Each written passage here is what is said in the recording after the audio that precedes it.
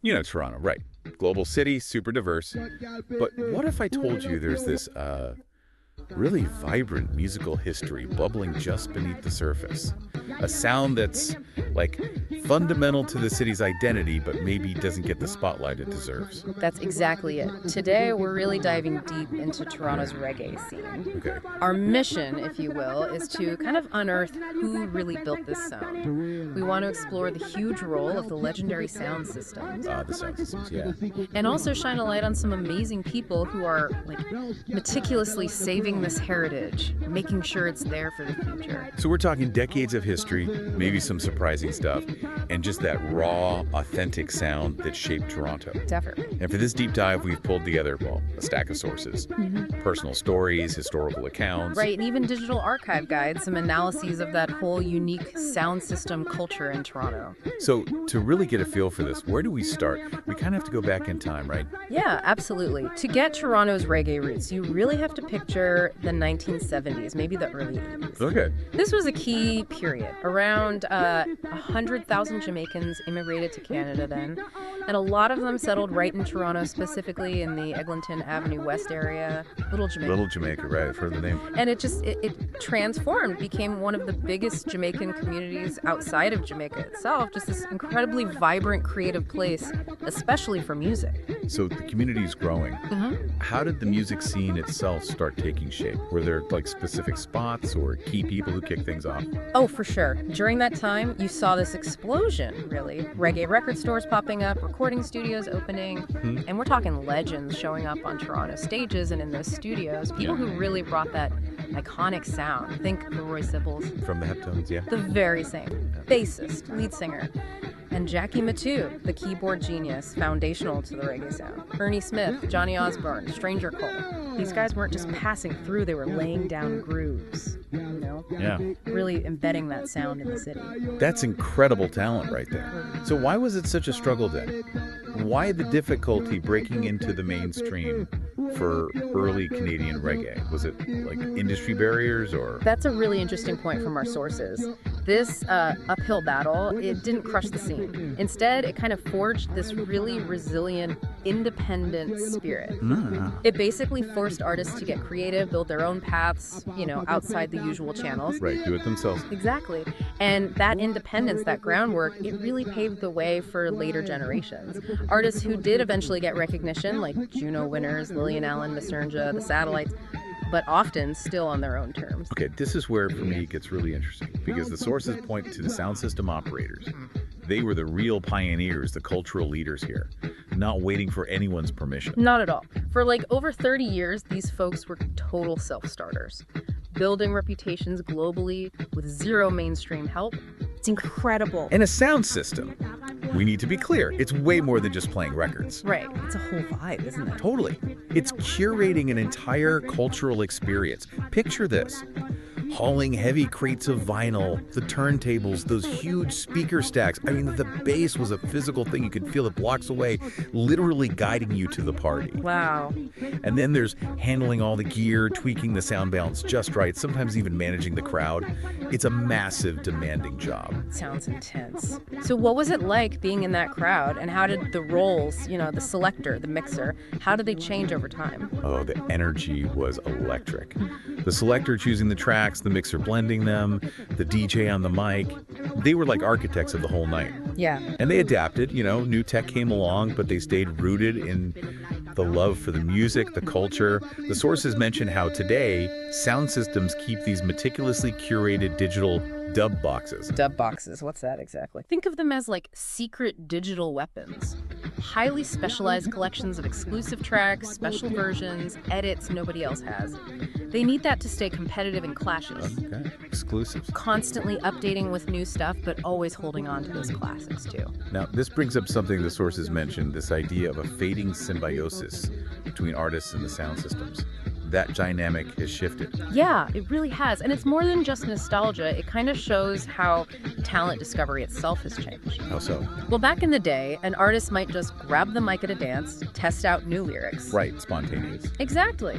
And it was this mutual thing that artists got exposure, the sound system got props for breaking new talent, a shared journey. Okay. But now, The sources suggest the sound systems often do most of the promotional heavy lifting. Artists might rely more on formal stage shows or their own online hustle. That organic back and forth, it's faded quite a bit, puts more pressure on the sound system, really. Interesting. So who are some of these key players, the sound systems, the figures who really put Toronto on the global reggae map? Okay, well, a massive one is King Turbo Sound System, started back in '89. They're known worldwide, won multiple world championships, big promoters of reggae through the whole sound clash culture. Sound clashes, right? Intense competitions. Very intense. Then you've got individuals like Lindo P. He's a proud Canadian artist, an influential MC, really deeply connected to the sound system community. Unique style, rapping, singing.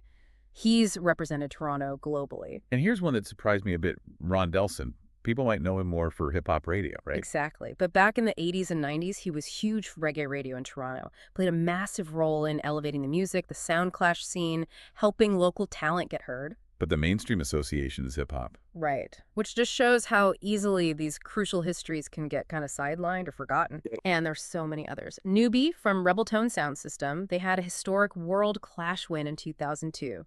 Specs, the reggae ambassador, Musclehead with the Two-Lined Music Hut podcast, Dave Brown, the cassette collector. I mean, one source even mentions a list of over 100 sound systems that have shaped the scene. Over 100. Wow. Yeah. Okay, so with all this talent, all this history, this global impact, why the struggle for mainstream recognition? It seems kind of baffling. It's a critical question, isn't it? Decades of contribution, global respect within the scene, but still fighting for mainstream Canadian attention. Yeah. And you see mainstream figures maybe like Cardinal Offishall or Drake, who definitely have Caribbean influences. Sure. But they sometimes get mistakenly positioned as like the representatives of reggae from Toronto, Yeah. which completely overshadows the artists and sounds that are authentically rooted in that specific reggae tradition. So the real pioneers get overlooked. Often, yeah. And reggae often gets like tucked away. An afterthought at award shows like the Junos. It's really a disservice to its deep roots and impact here. It definitely feels like it. And this marginalization, it's not just like a missed opportunity. It's potentially losing a piece of Canadian heritage. Exactly. And it's against that backdrop, this sort of cultural oversight, that we find someone like MSDROPPINIT. Yeah. Also known as Debbie Drop It. Yeah, Debbie's story is pretty amazing. She was born in Scarborough, 1978, so she grew up just immersed in Jamaican culture and reggae. Right from the start. Totally. She was captivated, taping songs off the radio as a kid. Artists like Leroy Sibbles, Johnny Osborne. She told one source she didn't even realize for the longest time they were actually based in Toronto. The music just spoke to her. And that fascination led to this incredible project, her Vintage Vault. The sources describe it as this huge personal archive. Massive. Built from collecting cassette tapes, like over 40 years worth. Rare stuff from 80s and 90s Toronto radio dancehall events. Yeah, real treasure trove. Roots, rocksteady, reggae, dancehall. Her whole aim, she says, is to bridge the past, present, and future of the music.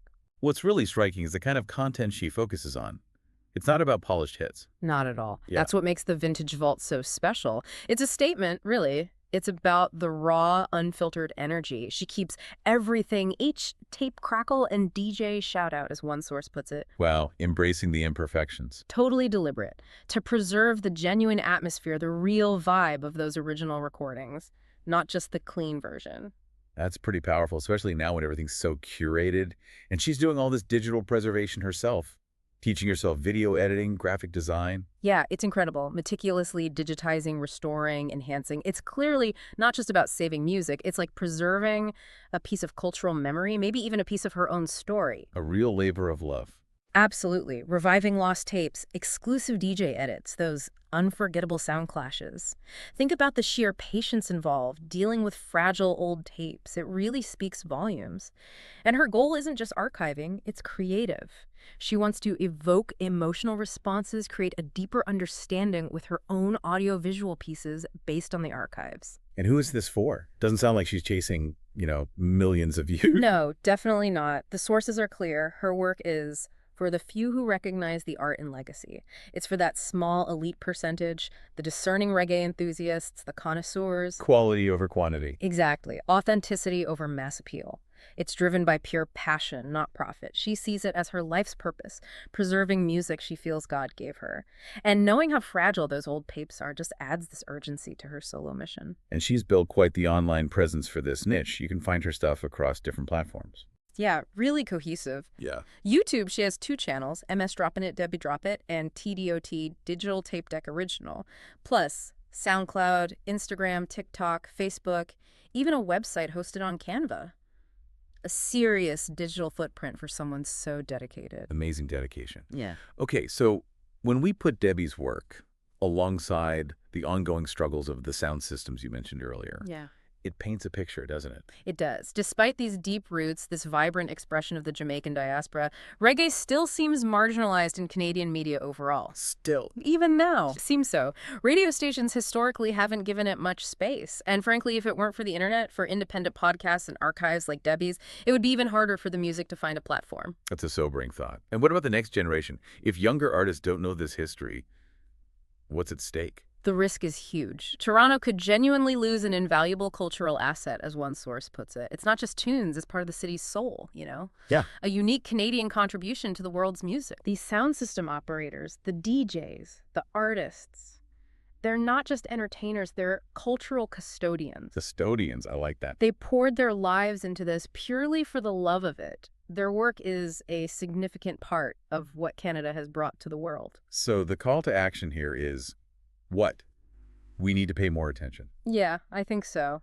It seems vital to recognize and support the artists still coming up, but also to really celebrate these often humble, incredibly hardworking icons who put Toronto reggae on the global map. Their dedication built something truly unique, truly authentic within Canada's culture. Absolutely. It's a story of passion beating profit and authenticity winning out over trends.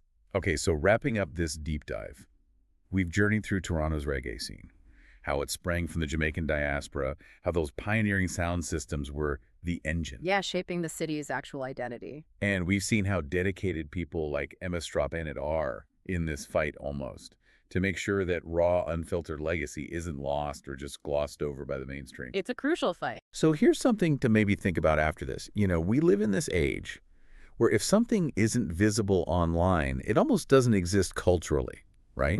Sure. So consider this. What hidden musical histories might be lying dormant in your own community? Stories just waiting for someone to uncover them or maybe preserve them. That's a great question. And maybe think about what role you yourself could play. How can you help celebrate those unsung architects, the people who built the cultural landscape right where you live?